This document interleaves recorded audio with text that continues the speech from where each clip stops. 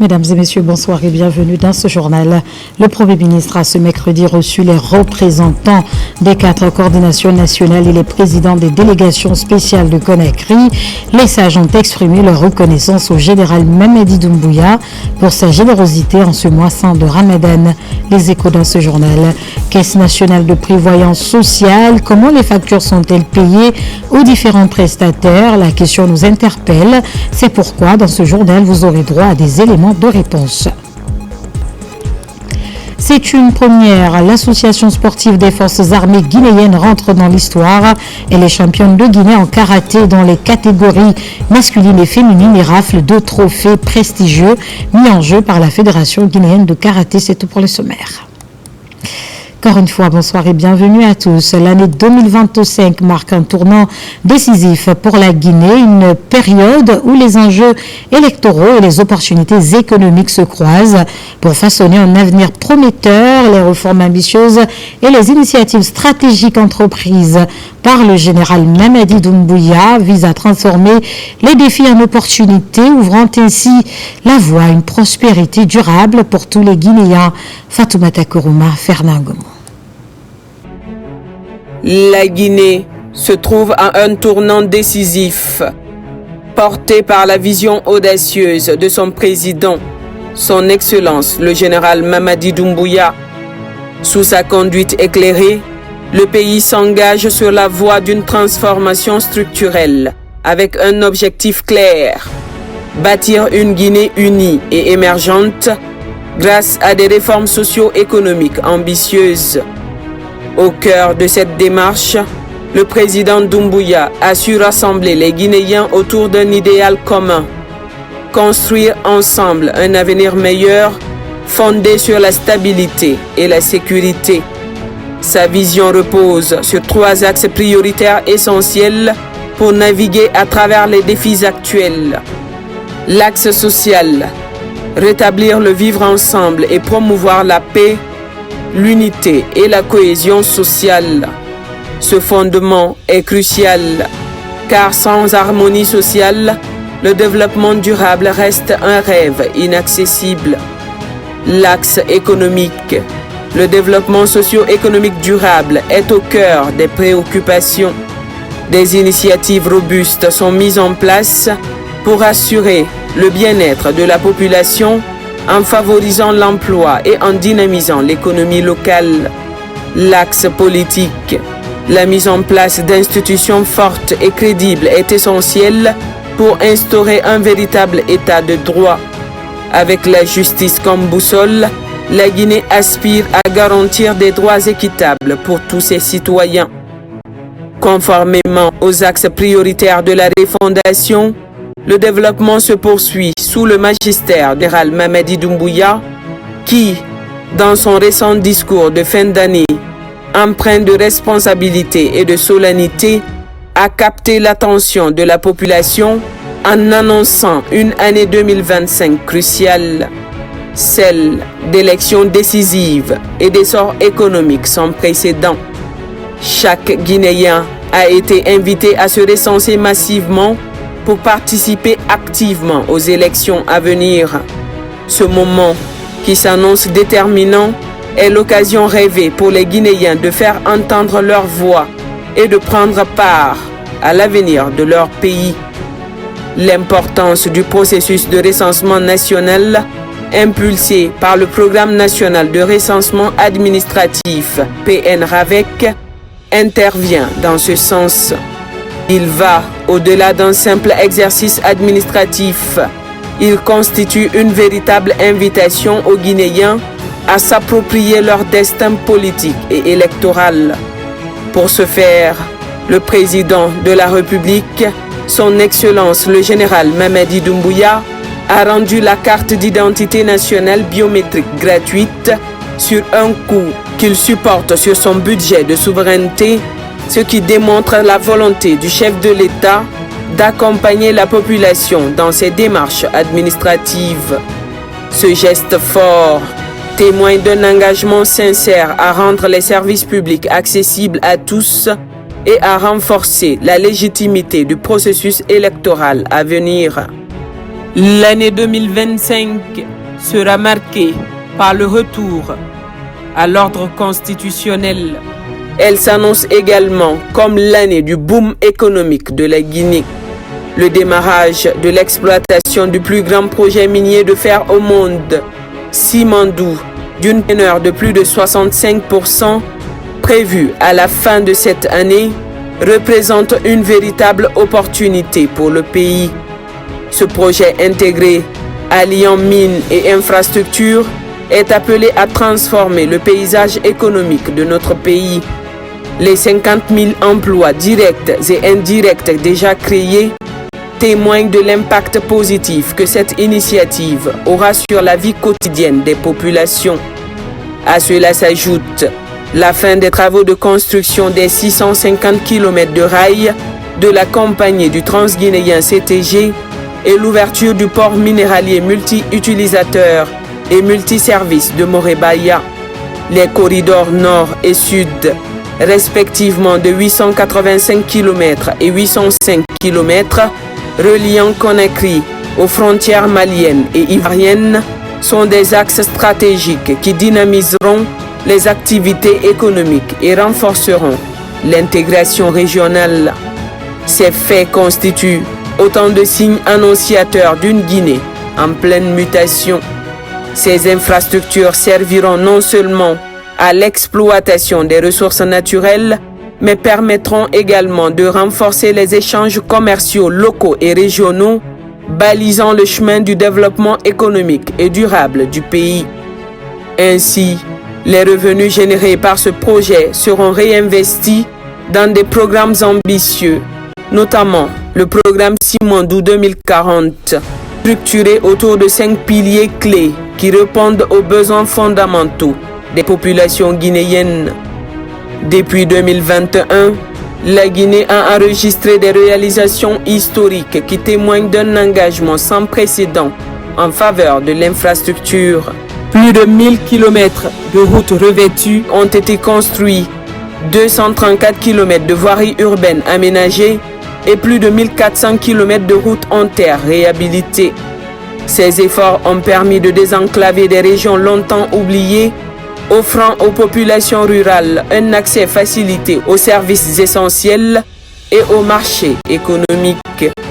Pour la première fois depuis l'indépendance de notre pays, des préfectures isolées ont vu le bitume atteindre leur contrée, symbolisant ainsi l'inclusion et l'équité territoriale prônée par le chef de l'État.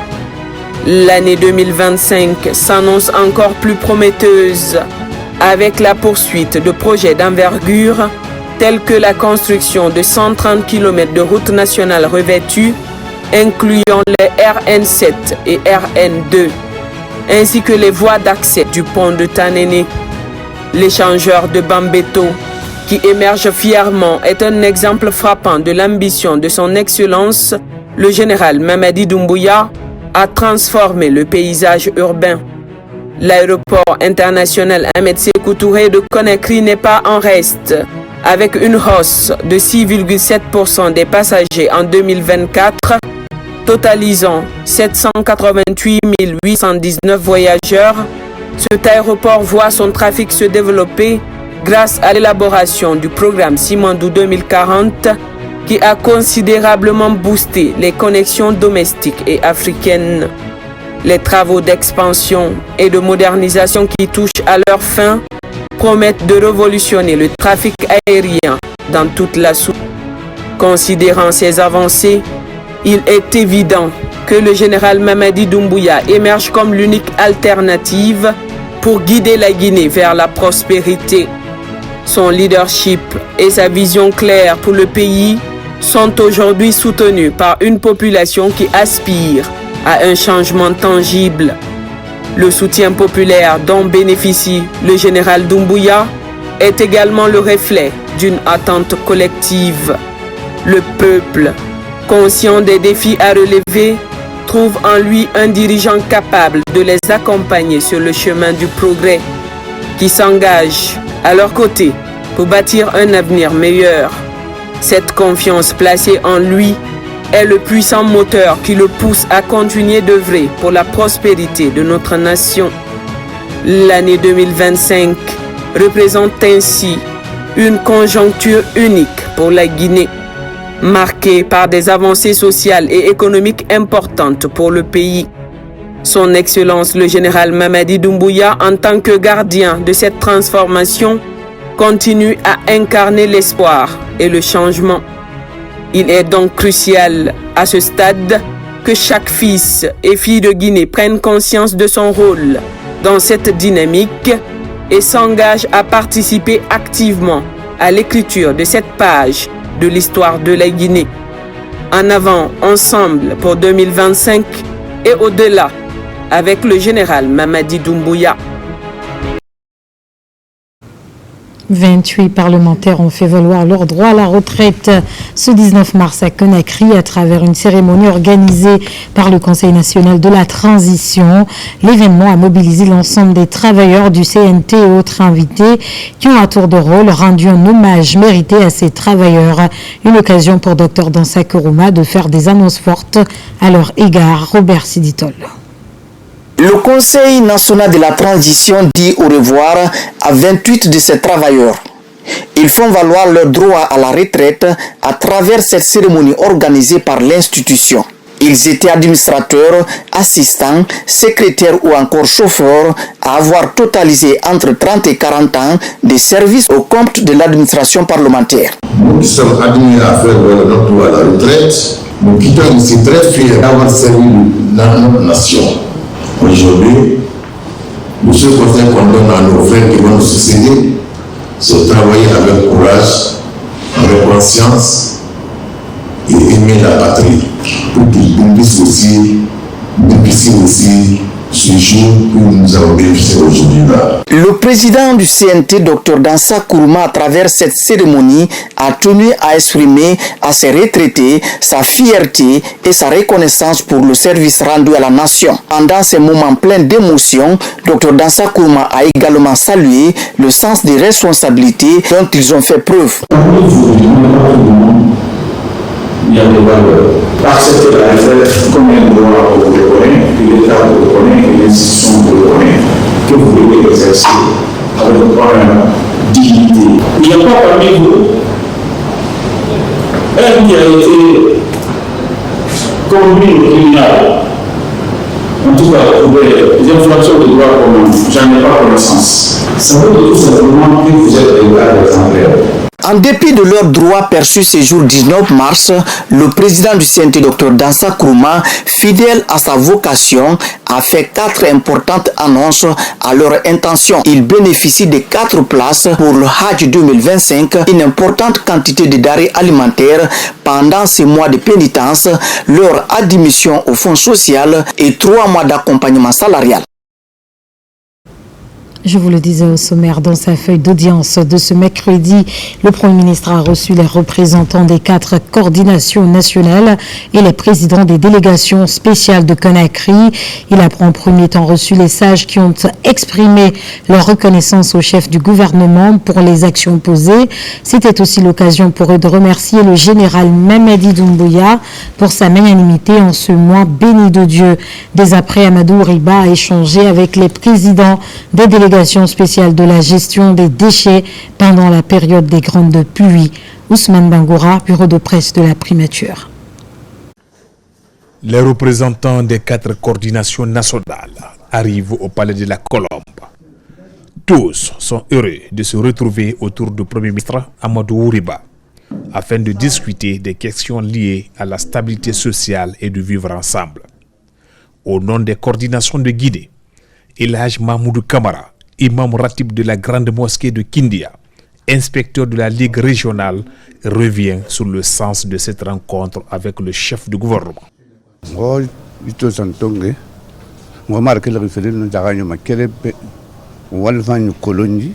L'objectif de notre déplacement est unique, C'est la reconnaissance de la générosité dont nous sommes bénéficiaires. Notre Premier ministre a égayé et reconnu la place de la notabilité.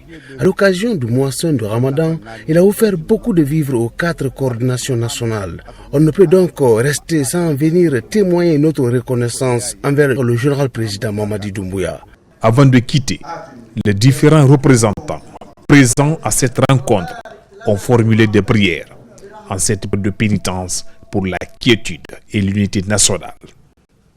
D'une rencontre à une autre, pour juguler la crise d'insalubrité à quelques mois des grandes pluies, l'ensemble des présidents de délégations spéciales et leurs vice-présidents sont mobilisés pour échanger sur des sujets relatifs à la gestion des ordures pendant la période hivernale. La situation de l'assainissement qui prévaut dans notre capitale et l'inquiétude aujourd'hui c'est de pouvoir éviter de faire les mêmes erreurs que l'année dernière. Nous sommes à l'approche des saisons pluvieuses. Nous savons qu'il y a beaucoup d'inondations qui sont causées par le manque de mauvaise gestion des déchets ménagers dans nos différentes communes. Et nous sommes réunis aujourd'hui pour voir quels sont les voies et moyens par lesquels nous allons passer pour éviter que nous soyons dans la même situation que l'année dernière lors de la saison pluvieuse. Nous sommes aux côtés de l'État guinéen pour justement améliorer le système de gestion des déchets. Pour améliorer le système de gestion des déchets, il y a beaucoup de choses à faire. Il y a d'abord de la sensibilisation. Il y a aussi, quand on parle de sensibilisation, il faut aussi qu'il y ait un système qui soit respecté, donc un système de collecte qui soit respecté. Et ce système de collecte passe par les PME, par l'abonnement au niveau des PME, aux communes, passe par des zones de transit et de tri qui sont là pour récolter les déchets, mais aussi pour améliorer la valorisation des déchets. Le directeur de cabinet adjoint de la primature, Lansine Kawa Doumbouya, entouré des responsables en charge de la question d'insalubrité dans la ville de Conakry, envisage déjà des pistes de solutions en vue de l'atténuation des nuisances en faveur des populations. Le 20 mars de chaque année est célébrée la Journée internationale de la francophonie, un espace de dialogue, de diversité culturelle et de solidarité entre les pays francophones. Pour l'occasion, le ministre des Affaires étrangères a fait une déclaration. Il est au micro de Makemedozo. Cette célébration nous donne l'occasion de nous souvenir des pères fondateurs qui, le 20 mars 1970, ont décidé la signature du traité portant création de l'Agence de coopération culturelle et technique ACCT, devenue plus tard l'Organisation internationale de la francophonie. Chers compatriotes, la République de Guinée, sous le leadership de son Excellence le général d'armée Mamadi Doumbouya, président de la République, chef de l'État, a été honorée et encouragée par la reconnaissance de son immense travail de refondation par l'Organisation internationale de la francophonie et qui s'est traduite par sa pleine réintégration au sein de la famille francophone le 24 septembre 2024, rejoignant ainsi les 93 États et gouvernements membres répartis à travers le monde. Je voudrais, à cette occasion solennelle, transmettre le message de félicitations de son Excellence le général Mamadi Doumbouya, président de la République, chef de l'État, à son Excellence Madame Louise Mouchiki Wabo, secrétaire générale de la francophonie, pour le travail remarquable qu'elle mène avec son équipe pour donner une efficacité à notre organisation commune. Le thème choisi pour cette 55e journée internationale de la francophonie est « Je m'éduque, donc j'agis ». Ainsi, nous célébrons l'éducation, marque de fabrique de citoyens conscients et outillés pour relever les défis qui se posent au monde. L'accès à une éducation de qualité pour tous, marquée par la 4e révolution mondiale que représentent les avancées technologiques, contribue à réduire les inégalités et à atteindre l'égalité entre les hommes et les femmes. Chers compatriotes, le gouvernement guinéen, sous le leadership de son Excellence général Mamadi Doumbouya, président de la République, chef de l'État, s'emploie à faire en sorte que chaque enfant aillent à l'école et suivent une bonne formation qui le prépare pour la vie au XXIe siècle. L'éducation qui représente un pilier important du programme Simandou 2040. Dans ce cadre, la coopération entre l'Institut de la francophonie pour l'éducation et la formation et la République de Guinée est le témoignage d'un partenariat dynamique axé sur le renforcement des systèmes éducatifs et la promotion des actions éducatives francophones dans le pays. Ensemble, continuons à promouvoir une francophonie ouverte, dynamique, forte et porteuse d'avenir. Bonne journée internationale de la francophonie. Vive la francophonie, vive la coopération internationale. Je vous remercie. Les travaux du Conseil communal exercice 2025 se sont déroulés à la mairie de Bessia. Un budget de 10 milliards de francs guinéens a été adopté. La création des régies financières au niveau de la commune était aussi à l'ordre du jour. Ousmane Kamara, Moussa Bengora. Au compte du premier trimestre de l'année 2025, Bessia, une des municipalités de la capitale Conakry, organise son conseil communal. Membres de la délégation spéciale, cadres des services déconcentrés et personnes ressources prennent part aux travaux. Ils planchent sur l'élaboration du budget local de développement et le projet de création d'une régie financière au niveau de la commune. Le PAI, dans son financement, peut bénéficier aussi de l'apport des partenaires, notamment en Afrique. Agence nationale de financement des collectivités. Il y a beaucoup de nos actions de développement que nous-mêmes ne pourrons pas supporter à travers ce montant que je viens de vous présenter. Après l'avis des uns et des autres, le budget exercice 2025 a été adopté. Il s'équilibre en recettes et en dépenses à la somme de 10 milliards de francs guinéens. Il y a plusieurs projets à réaliser au courant de l'année 2025. Il y a plusieurs projets qui sont sectoriels, sur le plan éducatif, sur le plan sanitaire, sur le plan sécurité, sur le plan même accompagnement social. La formation du conseil est nécessaire. Il faut se servir du code des collectivités, ce que je l'ai déjà recommandé, pour avoir beaucoup plus d'arguments pour aborder les sessions. Le débat aussi, c'était houleux, mais il y a eu consensus. Le budget, l'essentiel est fait. Une fois recouvré, ce montant va servir à la réalisation de plusieurs infrastructures sociales de base dans cette nouvelle commune, notamment des centres de santé et des maisons des jeunes. Je vous le disais au sommaire, comment les factures sont-elles payées aux différents prestataires de la Caisse nationale de prévoyance sociale? Notre reporter Alpha ici à Gaba s'est intéressé à la question. D'après son constat, les hôpitaux et les pharmacies conventionnées sont satisfaits. Suivons ensemble son reportage. L'assurance maladie, une réalité en Guinée. Dans les hôpitaux publics et les pharmacies conventionnées, les fonctionnaires retraités sont pris en charge à hauteur de 80%. La Caisse nationale de prévoyance sociale pilote l'initiative présidentielle. Au centre médical communal de Ratoma, par exemple, tous les engagements pris sont respectés. En fonction de tout ce qui a été fourni comme service, c'est-à-dire à savoir la consultation, les examens, les médicaments, l'hospitalisation, elle globalise tous ces actes-là et puis elle met la facture globale. Et elle prend cette facture, l'amener vraiment au niveau de la CNPS pour le règlement de la facture. Vraiment, il y a un climat de bonne entente entre le CMC de Ratoma et la direction. Il n'y a pas de problème de paiement jusqu'à date de nos différentes factures. Tous les hôpitaux publics et pharmacies partenaires sont ouverts aux assurés sociaux. L'objectif est d'alléger les charges sanitaires des agents publics de l'État et assurer leur protection sociale. Le bénéficiaire arrive à la pharmacie avec cette fiche de soins remplie par le médecin. Nous procédons à la vérification de l'identité d'abord parce qu'il y a les travailleurs et les retraités. Nous sommes vraiment très satisfaits de la collaboration avec la Caisse nationale de prévoyance sociale parce qu'on voit qu'ils font vraiment beaucoup d'efforts pour respecter leur engagement. Comment les factures sont-elles payées aux prestataires? Nous nous sommes rendus à la direction générale de la Caisse nationale de prévoyance sociale. Ici, un système d'information de gestion et de l'assurance maladie et développée. Toutes les factures qui arrivent, à moins que les prestataires qui retardent le dépôt des factures, mais sinon toutes les factures et les feuilles de soins qui sont déposées sont traitées dans les délais prévus dans la convention. Donc il n'y a pas de dépassement et jusqu'à date.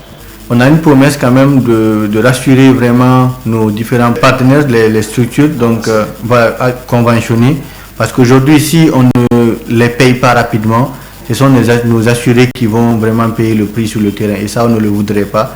Raison pour laquelle ce système-là, il va aider quand même à rapidement traiter les factures pour qu'on puisse vraiment payer les structures très rapidement. À la CNPS, c'est le virement qui est d'actualité. Après la liquidation, les dossiers sont ainsi transmis à l'agent comptable pour le paiement des factures. La procédure privilégiée à la CNPS, ce sont les virements. Dès que l'agence comptable reçoit les dossiers, aussitôt nous procédons à l'établissement de l'ordre de virement pour paiement de ces prestations aux structures sanitaires ou aux pharmacies. Toutes les structures sanitaires, toutes les pharmacies qui déposent à temps leurs factures, on les paye dans les délais requis. Aujourd'hui, le nombre d'assurés sociaux s'agrandit. Plus de 500 factures sont reçues par an. C'est-à-dire plus de 500 agents de l'État sont assurés au quotidien. Depuis le 5 septembre 2021, la protection sociale est devenue une priorité maximale du président de la République, général Mamadi Doumbouya. L'hôpital préfectoral de Koya a servi de cadre pour boucler la campagne de consultation gratuite des personnes souffrant de la cataracte. Pilotée par le Programme national de la santé oculaire, cette opération a permis à plusieurs malades de retrouver la vue. Autre détail dans ce reportage de Nabila Moussa Kamara. À l'hôpital préfectoral de Koya, la campagne de consultation gratuite contre la cataracte s'est achevée avec succès. Ce projet pilote de chirurgie des maladies oculaires a permis à plusieurs personnes de cette localité de bénéficier des soins de qualité. Cette journée de campagne s'inscrit dans le registre du Programme national de la santé oculaire. La préfecture de Koya est l'une des préfectures de la République de Guinée qui ne dispose pas de services d'ophtalmologie public. C'est la raison pour laquelle le Programme national de la santé oculaire a initié avec Stop Seguera ce projet qui est un projet pilote de prise en charge des cas de cataracte et des vices de réfraction. Près d'une centaine de malades ont bénéficié de ces interventions médicales gratuites contre la cataracte. Des soins de qualité qui viennent ainsi soulager les personnes bénéficiaires. Ils ont opéré à hauteur de 211 malades qui étaient aveugles, qui voient aujourd'hui. Au nom de l'autorité, au plus haut situé, au nom de la population et au nom de mes collaborateurs, on ne peut dire que merci et grand merci. Toutes les interventions se sont passées dans les meilleures conditions et la population est très satisfaite. Nous aurions souhaité que ça ne s'arrête pas à ça. À l'issue de cette campagne de consultation gratuite contre la cataracte, les médecins chirurgiens ont bénéficié à leur tour des satisfecit pour leur participation à la réussite de cette campagne, ici à l'hôpital préfectoral de Koya. Le ministère de la Santé et de l'Hygiène publique vient de réceptionner des outils informatiques. C'est un geste de la Fondation Orange pour permettre au programme élargi de vaccination de centraliser les données sur le nombre d'enfants ayant reçu leur dose de vaccin à Kankan, Kernouma Roufba, Mohamed Bati Kamara. Pour la collecte, l'analyse des données des campagnes de vaccination et le respect du calendrier vaccinal, l'outil informatique est nécessaire. C'est dans ce cadre que dans la région de Kankan, l'opération de vaccination reçoit le coup de pouce de la Fondation Orange Guinée. 70 centres de santé reçoivent de cette fondation des ordinateurs bureautiques. Ce programme se veut être en plusieurs temps. La deuxième étape sera bien entendu la connectivité requise pour remonter les données, pour tracer. Et bien entendu le système de SMS de rappel pour faire en sorte qu'une maman dont le numéro a été enregistré auprès du centre de santé et qui malheureusement ne s'est pas présentée pour le rappel de vaccination de son enfant, de son bébé, elle puisse recevoir un SMS qui va lui dire, un SMS vocal qui va lui dire, mais madame, la date approche, vous devez ramener votre enfant pour la deuxième dose.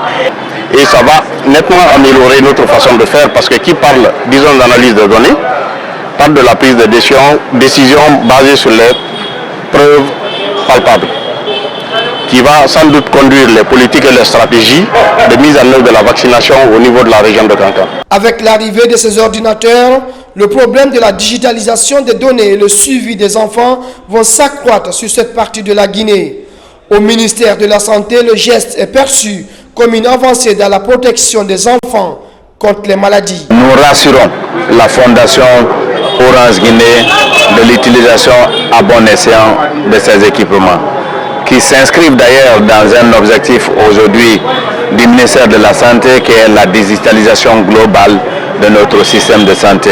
Depuis des années, la Fondation Orange Guinée est alignée dans cette vision du département de la santé qui consiste à promouvoir la vaccination dans le pays. Renforcement de capacité des acteurs du secteur énergétique en Guinée. Les agents techniques de l'électricité de Guinée ont 2 semaines durant bénéficié d'une formation sur l'habilitation électrique. C'est une synergie d'action entre Kawa Group et l'EDG. Les détails avec Falilou Diallo et Eugène Denem. Renforcer les capacités opérationnelles des agents techniques de la Société Électricité de Guinée, le groupe Kawa Énergie compte gagner le pari. D'où cette session de formation de 90 agents techniques sur plusieurs thématiques, notamment l'habilitation énergétique. Nous avons fait venir un consultant algérien qui est vraiment spécialiste des habilitations électriques, qui connaît bien le domaine de l'électricité, pour pouvoir accompagner les agents de EDG dans le cadre de l'habilitation électrique. Ce conclave qui s'est écoulé pendant 2 semaines a permis aux techniciens d'avoir une idée plus large sur la notion d'habilitation du système électrique en Guinée. Il s'agit de limiter les risques d'accident sur le terrain lors des différentes interventions. EDG aujourd'hui s'est lancé dans un plan stratégique 2025-2029. Ce plan stratégique a beaucoup de composantes de renforcement des capacités qui sera déployé sur les 5 prochaines années pour renforcer les capacités de nos différents agents. Ce n'est pas dit seulement que ceux qui exercent le métier électrique, non. Même ceux qui travaillent au voisinage, les nettoyeurs dans les centrales, les nettoyeurs au niveau des postes, doivent savoir ce qu'ils doivent faire pour éviter l'accident électrique. Ces agents sont appelés désormais à une gestion saine et rationnelle du courant électrique. Pour couronner l'exercice, des satisfaits ont été remis aux participants. C'est une synergie Kawa Group et Électricité de Guinée. Un bel exemple de réussite du partenariat public-privé pour rehausser le niveau du personnel de la dite société. Le mois de la femme est célébré par la communauté guinéenne vivant au Maroc. Autour de l'ambassadeur Namori Traoré, une cérémonie de lecture du Saint-Coran est organisée pour la paix et l'unité nationale. Makemedozo. La journée internationale des droits des femmes a été commémorée en différé ce vendredi 14 mars 2025 à l'ambassade de la République de Guinée au Royaume du Maroc. Cette célébration dans la capitale marocaine est une initiative de l'ambassadeur Namori Traoré, une occasion pour la mission diplomatique guinéenne près du Maroc de réunir les compatriotes autour d'un idéal qui est la cohésion sociale. Cette journée de rappel est aussi celle d'hommage aux pionnières, car l'histoire de la Guinée regorge de femmes d'exception. Elles ont su imposer leur leadership dans l'administration territoriale, ce qui prouve à suffisance que le ciel n'est pas une limite pour les femmes. Ces braves dames ne sont pas que des noms gravés dans l'histoire. Elles sont le symbole d'un combat qui continue et nous devons le mener avec plus de force et de détermination. Ce genre d'organisation est une opportunité pour des Guinéens résidents et même en séjour de se retrouver. Cette forte mobilisation pendant ce mois saint rassure encore l'ambassadeur Traoré de l'unité et l'amour que les ressortissants guinéens ont pour leur nation. Je tiens à saluer la forte mobilisation de notre communauté, en particulier nos sœurs, dont l'engagement et la contribution à la cohésion sociale sont inestimables. Le rôle des femmes guinéennes, ici au Maroc comme partout ailleurs, est central dans l'éducation, la transmission des valeurs et le développement de notre nation. C'est un mois de prière, de pénitence. C'est la raison pour laquelle l'ambassade de la Guinée au Maroc a décidé d'organiser la lecture du Coran en lieu et place d'autres festivités. Le secteur de lecture du Coran a été organisé pour tout le peuple de Guinée, pour le président de la République, son Excellence le général Mamadi Doumbouya, chef de l'état suprême des armées, pour toutes les Guinéennes et pour tous les Guinéens. Les femmes qui ont marqué au cours de l'année ont bénéficié des satisfecit pour leur engagement dans les affaires sociales entre nos compatriotes. Dans un autre registre, la lutte contre le chômage se poursuit en Guinée. En partenariat avec le ministère de l'Enseignement supérieur, la Maison de l'Entrepreneuriat a organisé la 2e édition du concours en entrepreneuriat inclusif pour un avenir équitable. Une quinzaine de projets d'impact social et économique ont été enregistrés et 10 seront retenus pour les étapes d'après. Morlaï Souma Mouner-Barré. À Conakry, les lampions se sont éteints sur la 2e édition du concours entrepreneurial inclusif pour un avenir équitable. C'est une rencontre intellectuelle qui regroupe essentiellement les jeunes diplômés et des étudiants entrepreneurs de la capitale. Son objectif est de promouvoir l'esprit entrepreneurial au sein de la jeunesse guinéenne afin de booster l'économie nationale conformément aux idéaux des autorités de la transition. Nous avons une maison d'entrepreneuriat qui ne cesse de recevoir, d'encadrer et de former les jeunes étudiants entrepreneurs. Pour la 2e édition, il y avait au départ une trentaine de projets et une présélection a choisi une dizaine de projets qui ont participé à la phase finale. Les étudiants ont très bien travaillé sur leurs projets et là, si on avait la possibilité, on allait sélectionner les 10 projets. Mais nous sommes partis par exemple sur la base de l'innovation, de l'impact social et environnemental, sur la base de la pertinence du projet, de la faisabilité et surtout la présentation du projet.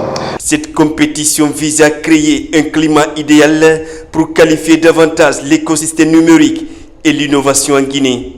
À tour de rôle, ces candidats présentent leurs projets aux membres du jury pour approbation. Des innovations technologiques sont mises à profit tout en répondant aux exigences internationales. Chacune des équipes finalistes a démontré une capacité impressionnante à analyser les défis de notre société, identifier les opportunités et proposer des solutions adaptées, inclusives et innovantes. Je suis ému et très content d'avoir rapporté ce prix parce que c'est quelque chose qui me tenait beaucoup. L'idée de faire une couveuse est venue à partir de là. J'ai pu réaliser ça avec mon cofondateur. Nous avons mis la start-up en place avec les concours dans les universités. En créant l'émulation, ces concours encouragent l'entrepreneuriat pour impacter positivement les communautés et favoriser l'insertion socio-économique des jeunes Guinéens. Clôture de la 3e édition du concours Oser entreprendre en Guinée, une initiative de l'ONG Univers Jeunes pour contribuer à l'autonomisation de la couche juvénile. Cette année, 200 jeunes venus des 4 régions naturelles ont bénéficié d'une formation en art culinaire. Autre précision avec Younous Atawel Kamara.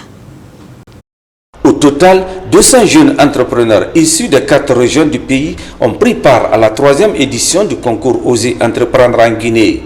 Une initiative de l'ONG Univers Jeunes qui participe à sa manière à l'autonomisation des jeunes. Cette année, le concours est axé sur l'art culinaire. Après une évaluation rigoureuse, les projets les plus innovants sont retenus au compte de chaque région. Pour accompagner les lauréats dans leurs activités, l'ONG et ses partenaires leur offrent ce kit culinaire. Nous avons eu le privilège d'accompagner 200 jeunes, de leur offrir des formations de qualité en cuisine occidentale et en entrepreneuriat et d'identifier 4 projets innovants qui bénéficieront d'un accompagnement technique et financier. Le département en charge de la jeunesse et quelques entreprises privées ont accompagné ce projet d'entrepreneuriat jeune. Un projet lancé au mois de septembre dernier. Une manière de booster ces jeunes dans leurs projets innovants en vue de lutter efficacement contre le chômage et contribuer au développement de leur localité. Le projet Oser entreprendre incarne à merveille la vision de notre gouvernement qui a fait de la jeunesse une priorité. Elle œuvre sans relâche avec cette jeunesse-là pour lui trouver des opportunités concrètes d'insertion socio-économique et professionnelle et afin de leur permettre de participer au développement de notre cher pays. Vous êtes désormais des professionnels qualifiés, prêts à relever le défi, à saisir l'opportunité qui s'offre à vous, que vous avez choisi de travailler dans un restaurant ou de lancer votre propre entreprise. Je suis convaincu que vous saurez faire briller votre talent et contribuer à l'essor de la restauration. La remise de ce kit culinaire offert par l'ONG Univers Jeunes et ses partenaires pourrait désormais galvaniser les bénéficiaires dans leurs activités génératrices de revenus. Dans la commune urbaine de Djubreka, des initiatives se multiplient pour renforcer la foi islamique. Un concours de mémorisation du Saint-Coran est organisé. L'événement met en compétition des jeunes de la sous-région ouest africaine.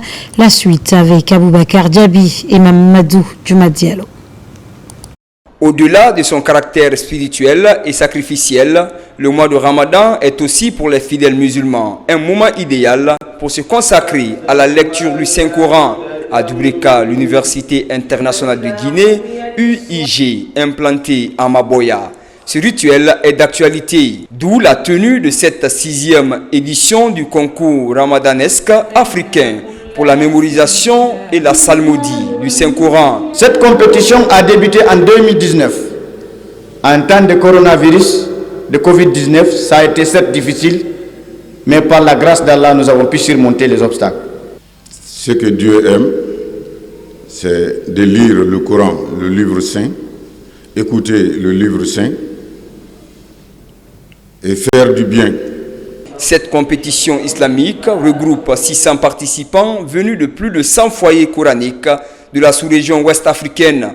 Un tremplin pour renforcer les bases fondamentales de l'islam. Ces jeunes enfants que je vois qui ont participé à ce concours, nous leur disons merci et nous leur disons aussi merci à leurs parents qui ont, avec la mondialisation, avec tout ce que nous connaissons, ont pris quand même le risque de mettre leurs enfants sur ce chemin-là. Cette initiative remarquable qui marque à plus d'un titre et qui arrive à point nommé de promouvoir l'excellence et de faire en sorte que nos centres de mémorisation du Coran et que nos frères et sœurs qui se sont mis au santé d'Allah subhanahu wa ta'ala à travers le Coran puissent être récompensés de la plus belle manière. La satisfaction des initiateurs à l'issue de cette compétition est totale.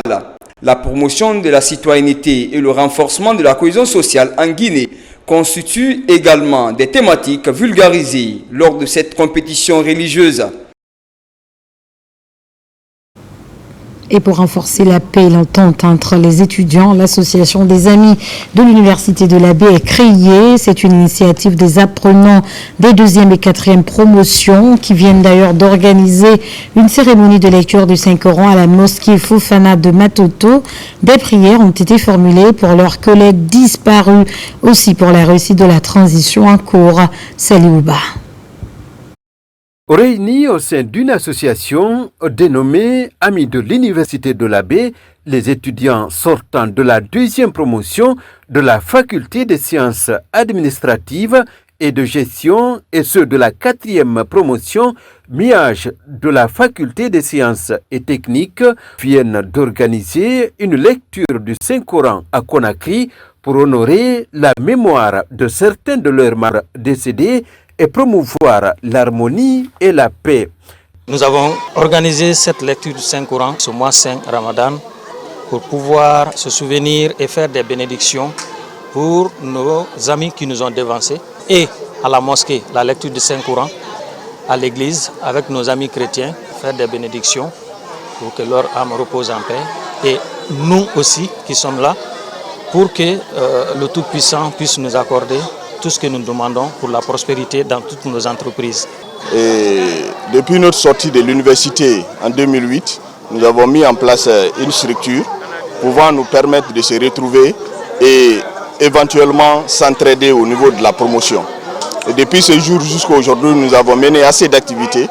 Nous avons fait des dons au niveau de l'université, nous avons initié des séries de sacrifices Et l'activité d'aujourd'hui se situe effectivement dans ces cadres. Honorer la mémoire des membres décédés permet de les garder en esprit et de montrer le respect et l'affection que la communauté leur porte.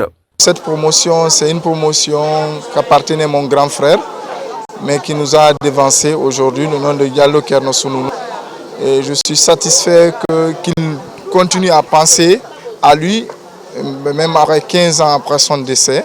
C'est un sentiment de satisfaction et un remerciement à toute la promotion. Depuis la fin de leur cycle universitaire, en 2008, ces jeunes universitaires se sont engagés à favoriser l'unité et la solidarité au sein de leur association.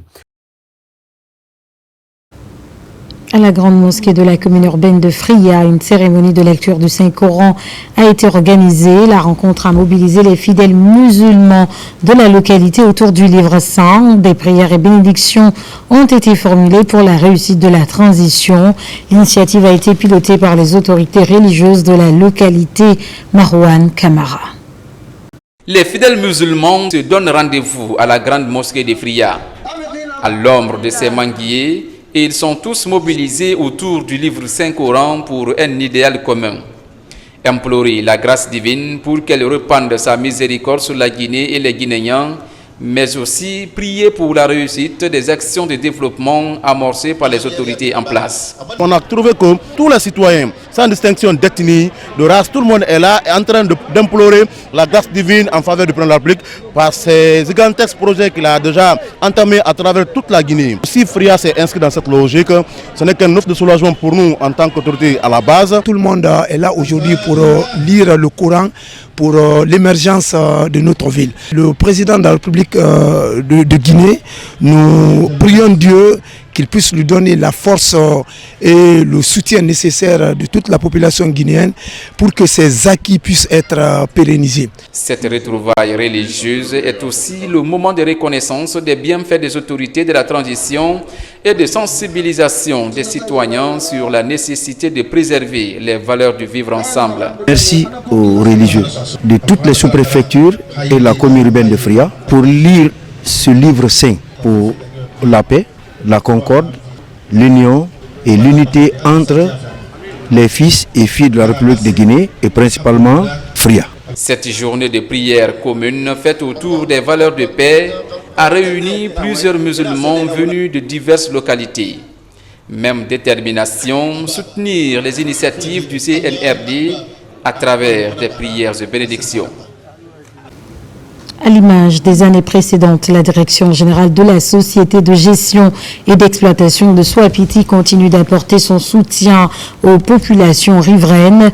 En ce mois de Ramadan, une importante quantité de vivres leur a été distribuée en plus d'une enveloppe financière. Nabi Kamara nous fait le point. C'est une campagne d'envergure de distribution des vivres que la Direction générale de la Société de gestion et d'exploitation du barrage hydroélectrique de Soapiti a lancé lundi à Dantoumaya dans la sous-préfecture de Kolé, préfecture de Télimélé. Une opération humanitaire qui s'inscrit dans un élan de solidarité et d'accompagnement des communautés riveraines du barrage de Soapiti impactées par les travaux de construction. Ce don se situe dans le cadre communautaire. Et cela, ce n'est pas une première fois. Et chaque fois, après avoir réinstallé la population impactée sur les 20 sites, là, SOGES a pensé à assister ces populations après leurs indemnisations, bien sûr, en riz et en prix de sauce dans ce mois béni de Carême. Les bénéficiaires de ce don de la Direction générale de Soapiti ont reçu chacun un sac de riz et de l'argent pour le prix de sauce en ce mois saint de Ramadan et du Carême chrétien. La population pense que c'est un acte de reconnaissance. Et moi qui ai vu cette population en train de manifester cette joie, vraiment je suis content. Très très content. Content pour l'action du gouvernement, mais surtout pour la société aussi, qui tient à accompagner toutes les activités du gouvernement. Je demande aux responsables locaux d'observer une discipline de fer dans la distribution de l'aide, car quand l'aide est bien gérée, ça pousse d'autres personnes à venir en aide. Les opérations de distribution de ces vivres se poursuivront dans les localités de Bangouya, Sangaria, Senta et Tondon. Remise de 5 tonnes de riz au ménage de Kouroussa. C'est un geste du chef de l'État pour faciliter la rupture du jeûne. Cette action humanitaire du général Mamadi Doumbouya vise d'autre part à alléger le panier de la ménagère Ali Badara Kondé. De Faraba à Sangbarala, dans Kouroussa, le don de riz du président de la République, général Mamadi Doumbouya, plus de 5 tonnes sont offertes aux populations musulmanes de ces deux localités pour faciliter l'accomplissement des obligations du moisson de Ramadan, un mois de repentance et de prière. C'est un message de fierté et un message de bénédiction pour le président de la République. Après avoir donné ce don à mon peuple, Sangrala, vraiment, nous prenons ce don à sa juste valeur. Nous le remercions. J'avoue un sentiment de satisfaction dans la mesure où vraiment cet événement s'inscrit aujourd'hui dans le cadre ici de l'aide envers ici ma communauté. Mes remerciements et nos reconnaissances au nom de M. le Préfet à l'égard ici du Président de la République. Cette démarche du président de la République vise à alléger le panier de la ménagère en cette période de pénitence. À Kouroussa, ce geste du chef de l'État qui marque son attachement aux populations de l'arrière-pays est hautement salué par les populations du district de Sangbarala.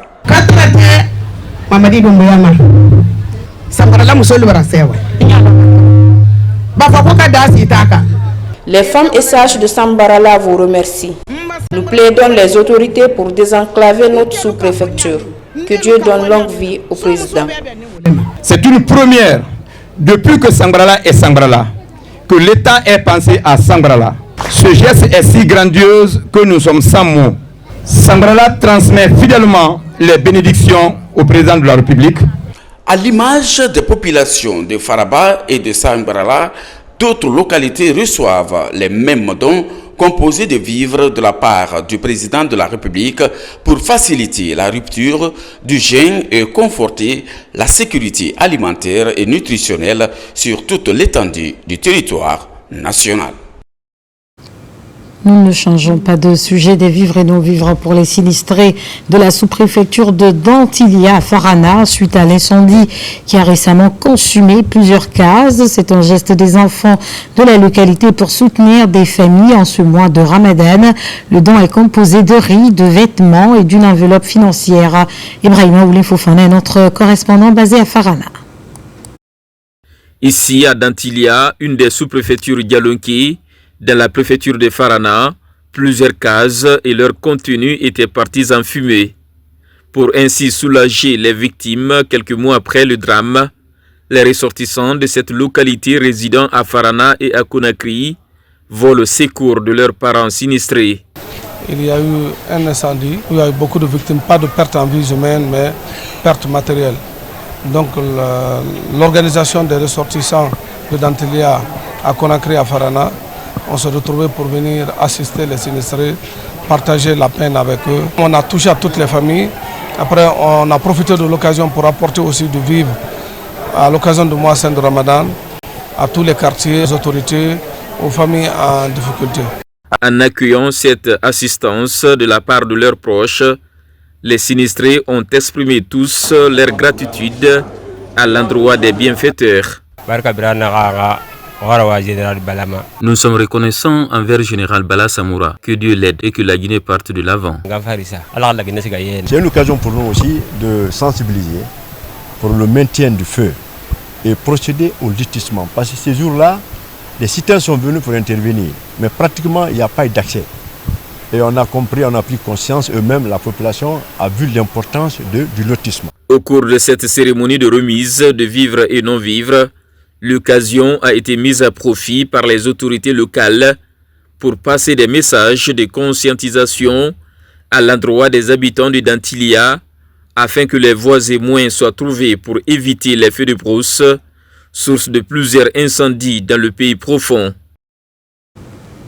Et disons que lors de son passage dans la région de Boké, l'équipe de la synergie de soutien au président de la République, JMD 25, a été reçue par la population du district de Kamikolo. Les fils et filles de cette localité située dans la sous-préfecture de Kolabouin se sont fortement mobilisés pour soutenir la vision de développement du chef de l'État, le général Mamadi Doumbouya, prôné par les visiteurs.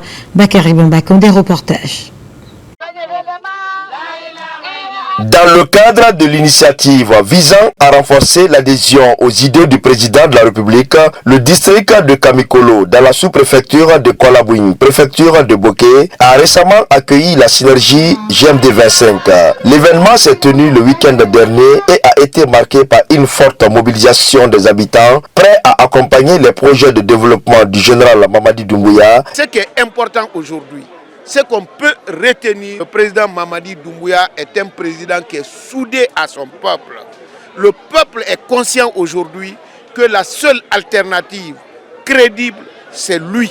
Au cours de la rencontre, plusieurs projets de développement ont été présentés, allant des infrastructures routières à l'amélioration des services sociaux pendant ces 3 dernières années. Les habitants du district, satisfaits de ces avancées du CNRD, ont ainsi décidé d'accompagner la refondation et à soutenir le président dans sa voie de développement de la Guinée. Ces actions en faveur du développement national, le renforcement de nos institutions et du bien-être du peuple guinéen sont visibles et salutaires partout. Sous sa direction éclairée, notre pays se modernise et avance résolument vers un avenir promoteur. C'est pourquoi la population de Kamikolo et les 16 districts de Kolab dans son ensemble se joint au mouvement de soutien synergie générale président Mamadi Doumbouya.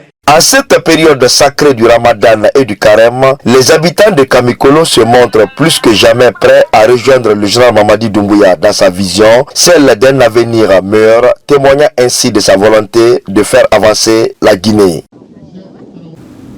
Et puis cette nouvelle livraison sur le marché littéraire, les premiers pèlerins guinéens au lieu saint de l'islam, c'est le titre d'un ouvrage paru aux éditions Gandal. C'est une œuvre d'Elhaj Mohamed Mansour Fadiga, doyen des imams de Guinée. Le livre retrace l'histoire des premiers ressortissants guinéens ayant effectué le pèlerinage en Arabie Saoudite de 1324 en 1825. Marwan Kamara, Soriba Bangora. Cet ouvrage écrit en français, en arabe, est l'œuvre de Elhaj Mansour Fadiga, doyen des imams de Guinée. L'auteur retrace dans ce livre les voyages des premiers pèlerins guinéens à la Mecque. Ce spécialiste en islam nous amène dans une aventure à travers un roman de 90 pages composé de 8 chapitres. J'entendais des gens parler, me dire « Ah, nous, notre grand-père est allé, il a fait 7 ans pour aller à la Mecque. » D'autres me disent « Notre grand-père est allé, il n'est plus revenu. » Ça m'a dit « Ah, donc c'est des gens qui ne doivent pas être dans la poubelle de l'oubliette. » Ces éléments m'ont motivé de me mettre à la recherche. J'ai fait sur ça plus de 7 ans. Recueillir les renseignements sur les premiers pèlerins guinéens, en commençant par Elhaj Salimou Souaré, en passant par Mansa Moussa Kankou Moussa, roi Richissement, l'empereur qui a fait son pèlerinage historique, Elhaj Oumar Tall. J'ai fait aussi des autres dans toutes les 4 régions, j'ai tout sillonné. Ce document vient enrichir l'histoire des Guinéens ayant effectué les premiers pèlerinages en Arabie Saoudite de 1324 à 1825. Le livre est édité par la maison Gandal d'Elhaj Aliou Sano. Nous tenons sincèrement à remercier Elhaj Mansour Fadiga pour avoir mentionné et célébré notre feu père Elhaj Mfala Nabé dans son célèbre livre « Les premiers pèlerins de la République de Guinée ». Ça va nous donner l'information générale sur eux. Il a parlé de Kankou Moussa, il a parlé des premiers hommes qui ont quitté la Guinée à pied, qui ont fait 7 ans en route, etc. C'est très important de connaître l'aspect historique. Elhaj Mansour Fadiga est un écrivain guinéen né en 1947 à Kindia. Diplômé de la première Madarsa de Kindia en 1964 et de l'Institut Bourguiba des langues vivantes en 1982. fondateur de la première école franco-arabe, et il fut aussi directeur de l'école arabe de Caporonongo. Aujourd'hui, El Haj Mansour Fadiga est le doyen des imams de Guinée. Troisième grand titre de cette édition, l'association sportive des forces armées guinéennes rentre dans l'histoire et les championnes de Guinée en karaté dans les catégories masculines et féminines. Lors de la compétition, cette équipe a raflé 2 trophées prestigieux mis en jeu par la Fédération guinéenne de karaté. Pour célébrer cet exploit, une cérémonie officielle a été organisée dans la salle du banquet du ministère de la Défense nationale. La suite avec adjudant-chef Omar Camara, correspondant de la presse militaire. C'est une cérémonie de remise de médailles et de trophées aux équipes féminines et masculines de karaté de l'association sportive des forces armées de Guinée ASFAG. Ces distinctions récompensent les exploits des athlètes militaires lors du championnat national de karaté organisé par la Fédération guinéenne de karaté et doté du trophée du chef suprême des armées, le général d'armée Mamadi Doumbouya. L'ASFAG a entamé sa compétition le vendredi 27 décembre 2024 et est resté invaincu tout au long du championnat, remportant 2 trophées en série masculine et féminine, ainsi que 26 médailles, 11 en or, 8 en argent et 7 en bronze, ce qui la consacre championne de Guinée. C'est pourquoi la Direction générale des sports militaires et paramilitaires souhaite partager cette distinction honorifique au nom du chef d'état-major général des armées. 12 formations ont pris part à cette compétition sportive dans les 2 catégories, féminines et masculines. À l'issue des épreuves, l'équipe militaire de karaté s'est distinguée en remportant la première place. Aujourd'hui, ces athlètes sont fiers de ces distinctions qui témoignent de leur engagement et de leur détermination à hisser haut le drapeau de l'armée guinéenne. Cette médaille me donne la fierté aujourd'hui pour dire aux autres de pratiquer le sport 1 et ça me permettra encore de beaucoup de travailler pour avoir la chance encore dans les compétitions nationales et internationales. Ces résultats témoignent de l'engagement de nos forces de défense et de sécurité dans le développement du sport national qui corrobore l'esprit de refondation prôné depuis septembre 2021. Le sport, facteur d'unité et de cohésion sociale, est essentiel pour le développement harmonieux de notre société. Je suis persuadé que les compétitions à venir seront marquées par la convivialité, l'amitié et le fair play, valeurs fondamentales de l'unité et de l'intégration africaine. Chargée de l'animation du sport au sein des forces armées guinéennes, l'association sportive des forces armées de Guinée, ASFAG, embrasse plusieurs disciplines. Ses responsables s'engagent à redynamiser et la vulgarisation de cette pratique avec le soutien des autorités militaires.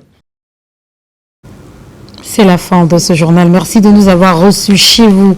L'actualité se poursuit sur nos antennes. Guinée, notre paradis, terre de richesses, d'opportunités et d'innovation. Bonsoir.